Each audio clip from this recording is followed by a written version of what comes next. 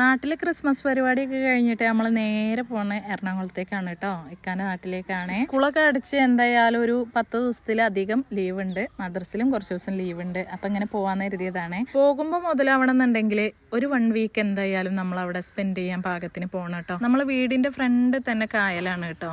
പിന്നെ ഒരുപാട് സ്ഥലങ്ങൾ ചുറ്റിക്കറങ്ങി കാണാനുണ്ട്. ഹൈവേയിൽ എത്തുമ്പോൾ വീഡിയോ എടുത്ത് മടുക്കൂട്ടോ. ശരിക്കും ഇവിടെ എത്തിയാൽ എത്ര വീഡിയോ എടുത്തിട്ടുണ്ടെങ്കിലും നമുക്ക് മതിയാവൂല. അപ്പം നമ്മൾ യാത്ര ചെയ്ത് കുറച്ചെത്തിയപ്പോൾ ഇങ്ങനെ ചായ കുടിക്കണം എന്ന് പറഞ്ഞിട്ട് ഇങ്ങനെ ഇറങ്ങിയതാണ് കേട്ടോ.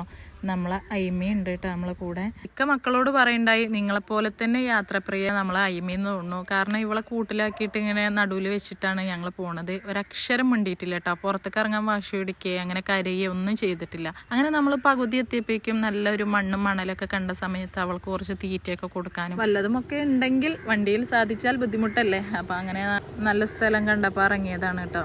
അങ്ങനെ ഏകദേശം നമ്മൾ എത്താനായിരിക്കുകയാണ് കേട്ടോ.